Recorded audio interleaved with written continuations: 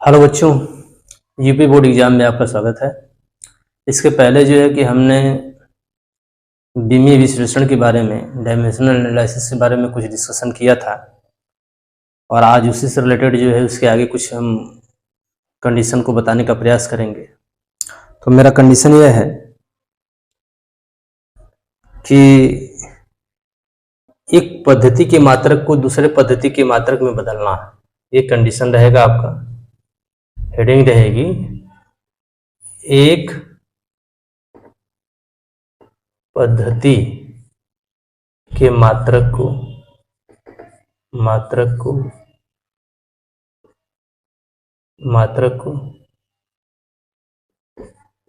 दूसरे पद्धति के मात्रक में बदलना।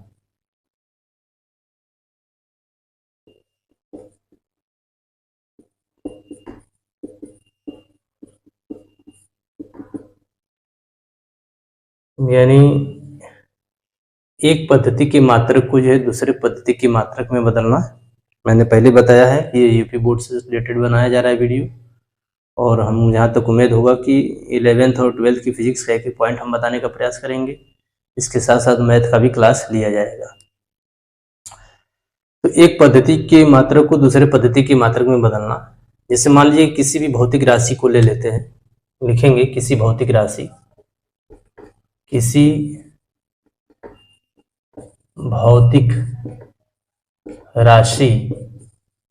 का आंकिक मान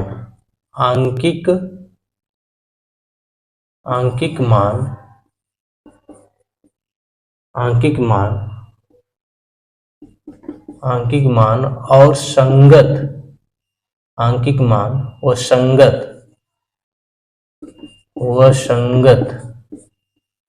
मात्रक का गुणनफल जो होता है, संगत मात्रक का गुणनफल एक नियतांक होता है। जैसे मान लीजिए, उदाहरण के तौर पे मान लेते हैं कि कोई जो है, जैसे में कोई भौतिक राशि हम ले लेंगे, भौतिक राशि P है, जिसका आंकिक मान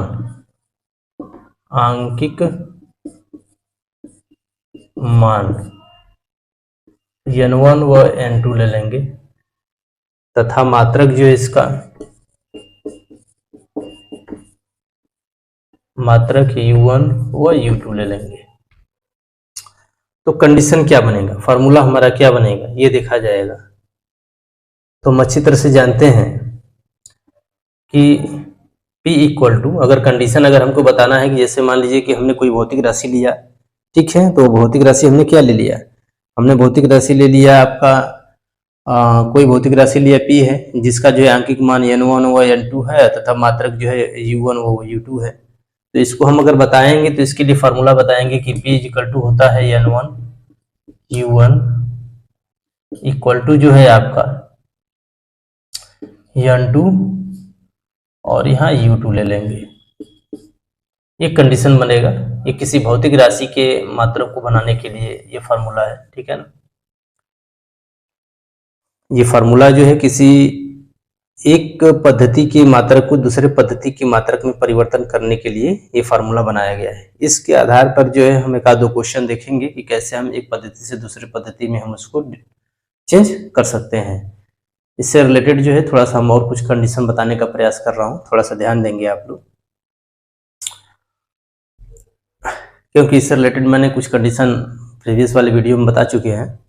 तो उसी बीमा के आधार पर जो हमने अभी इसके पहले फोर्स वगैरह चाहे जो भी भौतिक राशियां थी, सभी भौतिक राशियां का जो हम बीमा निकालने का तरीका बताए, उसी तरीके से उसी के बेस पर जो है हम किसी भी भौतिक राशि के एक पद्धति से जो है दूसरे पद्धति में कैसे परिवर्तन करते हैं, उससे रिलेटेड जो ये फार्मूला हमने बताया है। और इसी पे हम एक दो क्वेश्चन बताएंगे जिससे आपको क्लियरिटी हो सके कि कैसे निकाला जा सकता है। तो हम जहाँ तक जानते हैं कि ये कंडीशन आपको समझ में आया होगा। आप ध्यान दिए होंगे। अब आगे की कंडीशन को बताता हूँ।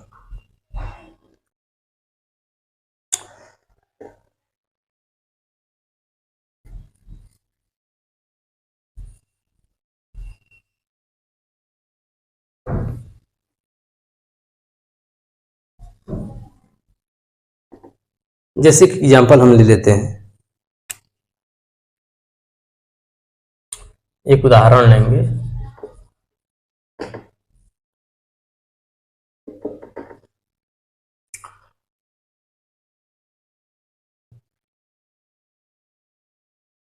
उदाहरण हमारा यह रहेगा कि गुरुत्वीय त्वरण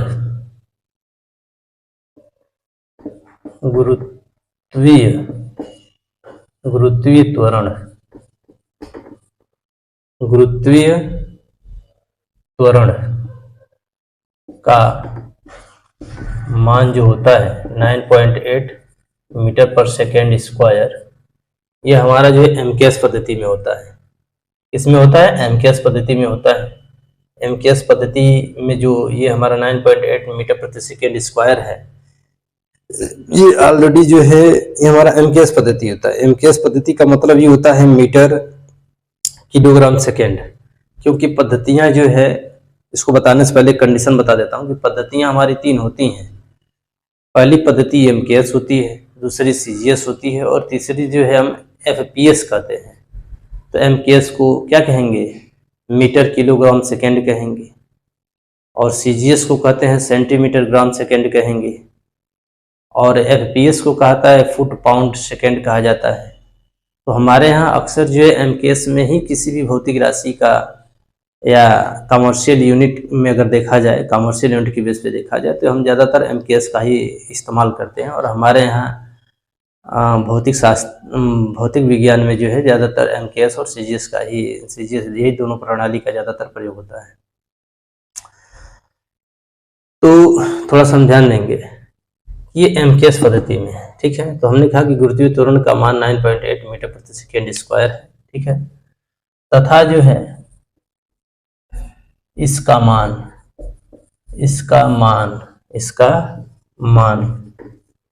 सीजीएस प्रणाली में क्या होगा, सीजीएस प्रणाली में क्या होगा।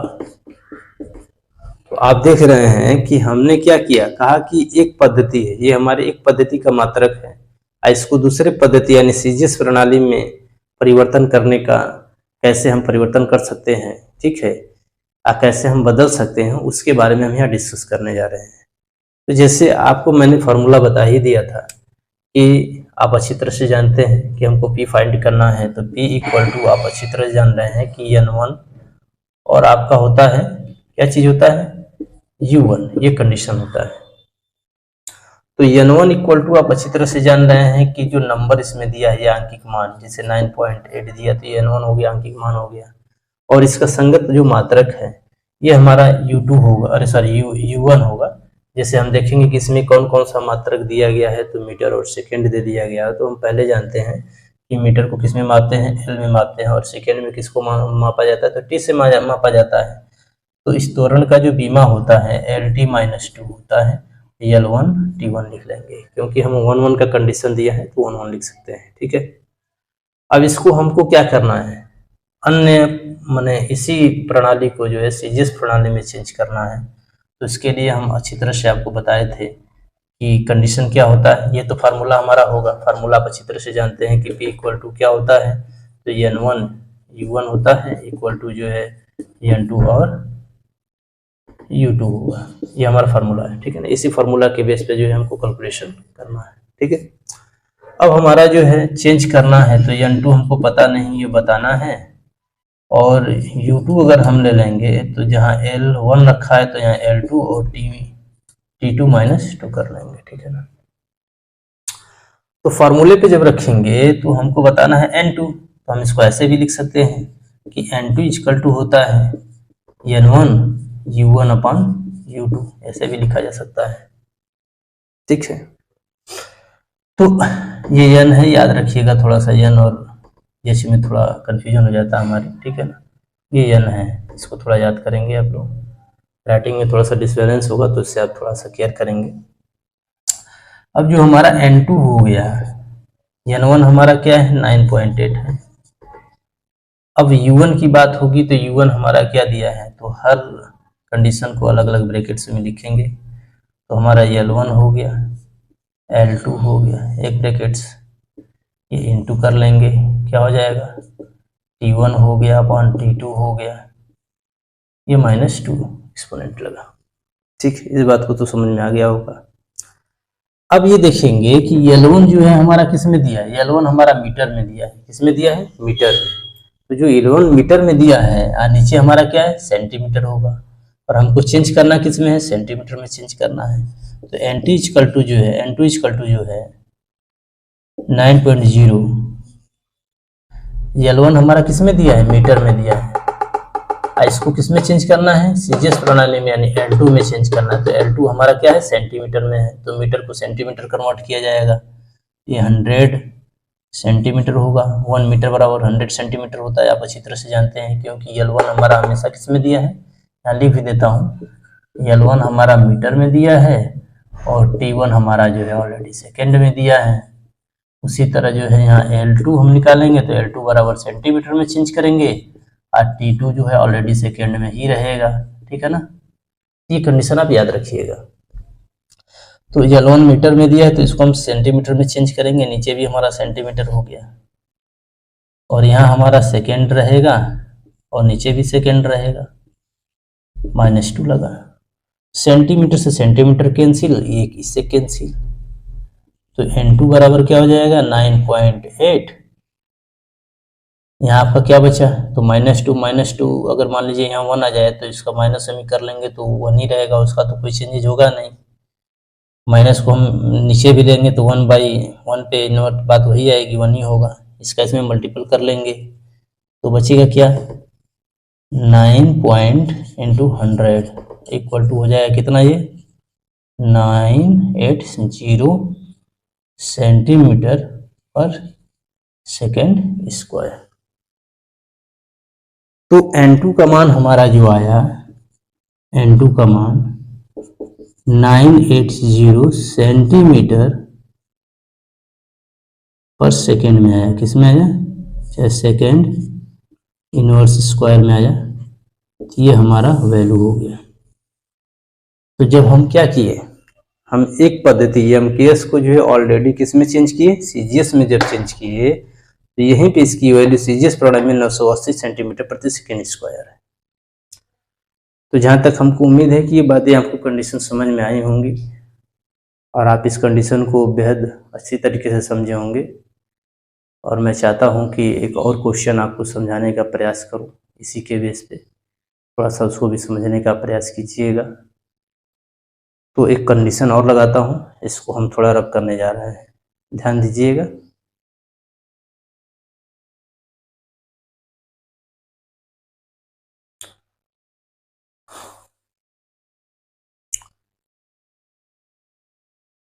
जैसे एक और उदाहरण हम लेंगे जिससे आपको क्लियरिटी और बेटर हो, आप अच्छी तरीके से जानें कि और क्या कंडीशन हम इसमें से कर सकते हैं। जैसे मान लेंगे कि पृथ्वी का गुरुत्वाकर्षण ले लेंगे, जैसे कैपिटल G का मान हम ले लेते हैं उदाहरण के तौर पे रहेगा।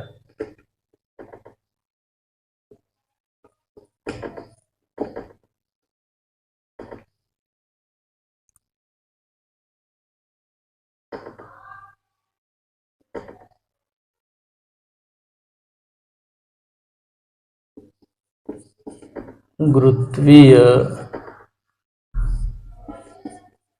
नियतांक, गुरुत्वीय नियतांक कैपिटल G मान 6.67 into 10 to the power -11 kg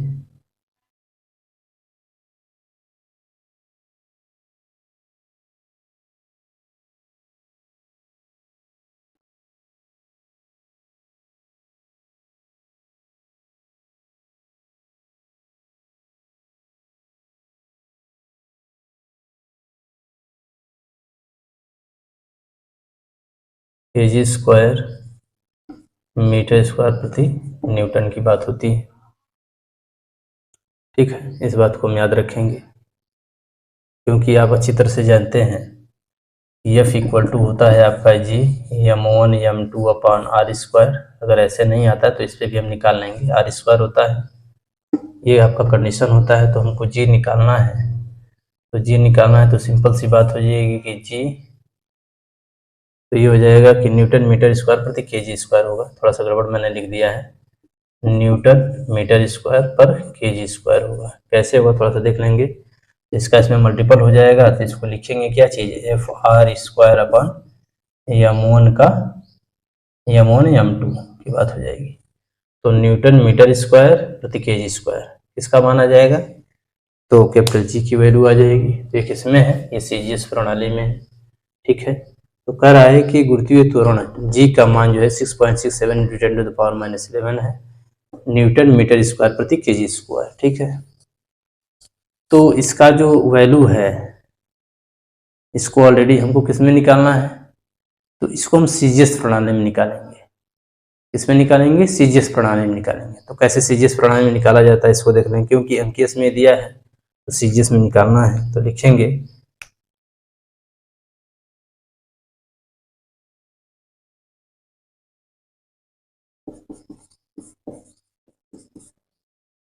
मान को सीजीएस प्रणाली में बदलिए।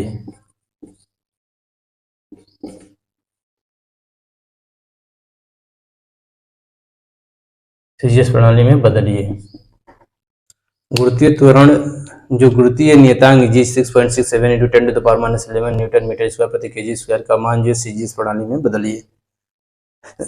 इसको कैसे बदलेंगे, तो फार्मूला वही आपका रहेगा आपको जो बताया गया था पहले। तो सिंपल सी बात है, n1 हम मान लेंगे कितना 6.67 × 10⁻⁻11 n1 मान लिया हमने, और हमने u1 मान लिया। क्या चीज माना, तो सिंपल सी बात है न्यूटन मीटर स्क्वायर दिया गया, तो पहले इसको हम सिंपल करेंगे। क्या करेंगे, सिंपल करेंगे। इसका जो मात्रक दे दिया गया है, तो सिंपल करने के लिए हम मात्रक को यहाँ सिंपल करते हैं। तो देखते हैं क्या दिया है, न्यूटन मीटर स्क्वायर प्रति केजी स्क्वायर। इसको सिंपल करते हैं तो न्यूटन को हम क्या लिखते हैं, न्यूटन का अगर मात्रक लिखेंगे तो न्यूटन का ऑलरेडी हो जाता है केजी मीटर पर सेकेंड स्क्वायर अपान जो है ये क्या हो जाएगा, मीटर का स्क्वायर इंटू मीटर का स्क्वायर, ये आपका आ जाएगा केजी स्क्वायर। क्योंकि न्यूटन को हमेशा जो है हम केजी मीटर प्रति सेकेंड स्क्वायर कहते हैं, क्योंकि न्यूटन बराबर होता है यानी बल बराबर होता है यम में। तो यम में के फार्मूला से निकालेंगे तो यम का मतलब केजी हो गया है, त्वरण जो होता है तो मीटर प्रति सेकेंड स्क्वायर हो जाएगा। तो इसको अगर हम चेंज करेंगे तो इसका बीमा क्या मिल जाएगा ये देखेंगे। तो पहले तो केजी से केजी कैंसिल होगा, तो ये बचेगा कितना, मीटर, अब मीटर मीटर आपस में तो क्यूब हो जाएगा अपान ये जो है केजी सेकेंड स्क्वायर हो जाएगा, नीचे आ जाएगा सेकेंड का मल्टीपल। तो इसका जो बीमा हो जाएगा तो एम पे Q KG inverse second square हो गया। तो इसको ले लेंगे तो क्या हो जाएगा, एम पे -1, एल पे 3 और टी पे -2, ये इसका बीमा हो गया। इसे समझने का प्रयास करेंगे, आप लोग ध्यान देंगे, क्योंकि इसके मात्रक को ही हम देखेंगे। तो मात्रक क्या दिया है, न्यूटन मीटर स्क्वायर पर केजी स्क्वायर दे दिया है। न्यूटन किसका मात्रक है, तो बल का है। बल का बीमा क्या होता है, तो mlt - 2 होता है। तो mlt - 2 न रख करके आप फार्मूला इसका मात्रक रख लीजिए, तो केजी मीटर पर सेकेंड स्क्वायर हो जाएगा। अब पर सेकेंड स्क्वायर हो गया तो सिंपल सा अगर लिखेंगे तो केजी से केजी कैंसिल कर लेंगे हम, मीटर का मीटर में मल्टीपल मीटर क्यू हो गया, ये सेकेंड आपका नीचे आके मल्टीपल होगा तो केजी सेकेंड स्क्वायर हो जाएगा। अब ये चीज जो है हम ऊपर लेकर जाएंगे तो मीटर क्या हो गया, मीटर क्यू केजी -1 और सेकेंड -2। अब इसको चेंज करेंगे तो केजी को मीटर -1 कर लेंगे, यल का मतलब मीटर, मीटर का मतलब लंबाई L3 हो जाएगा, सेकेंड होगा तो टी पे -2 हो जाएगा, तो सेकेंड हो गया। तो ये कंडीशन शायद आपको समझ में आ रही होगी जो मैं अभी बता रहा हूँ। अब इस बीमा के आधार पे जो है हम इसको रखेंगे, तो हम इसको लिखेंगे M1 L1 पे Q T1 पे -2। ये आपका कंडीशन बना। बीमा कैसे निकालते हैं मैंने यहाँ पे आपको बताया, इसको आपको देख करके बातें समझ में आ गई होंगी। इसको रब करते हैं। हम बता रहे हैं कि एक पद्धति यानी किसी भी एक पद्धति की मात्रा को दूसरे पद्धति में चेंज करने के लिए कंडीशन हम बता रहे हैं। ये 1 हो गया, ठीक। अब हमको N2 फाइंड करना है। U2 की बात हम जब करेंगे तो U2 बराबर हमारा क्या हो जाएगा, तो U2 बराबर यही मान लेंगे M-1 2 L2 पे Q और T2 पे -2। ये कंडीशन हो गया। फार्मूला हमारा जान ही रहे हैं क्या लगता है, तो फार्मूला लगता है N2 बराबर, यहाँ लिख लेते हैं, थोड़ा ध्यान दीजिएगा।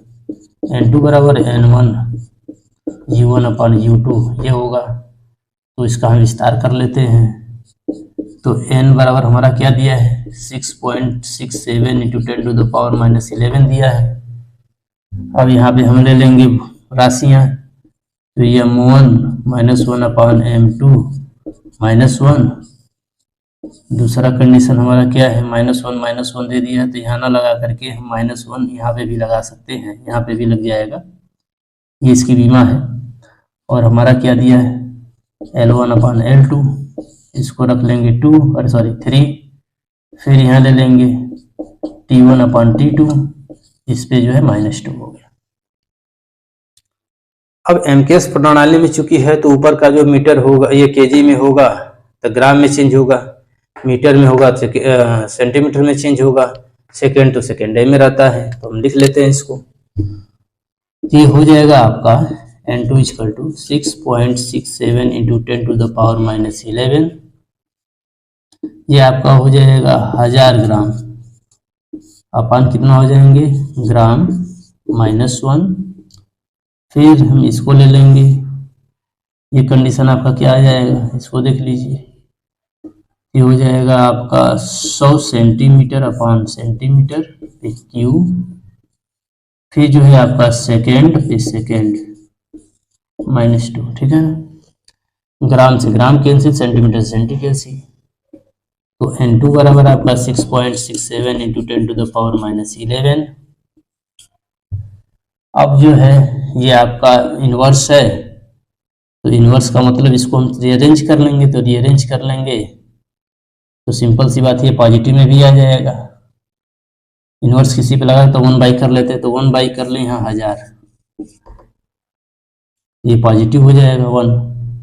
और ये आपका क्यू दे दिया गया है, तो क्यू का मतलब कि 3 बार, तो 0 0 0 0 0 इतना हो गया।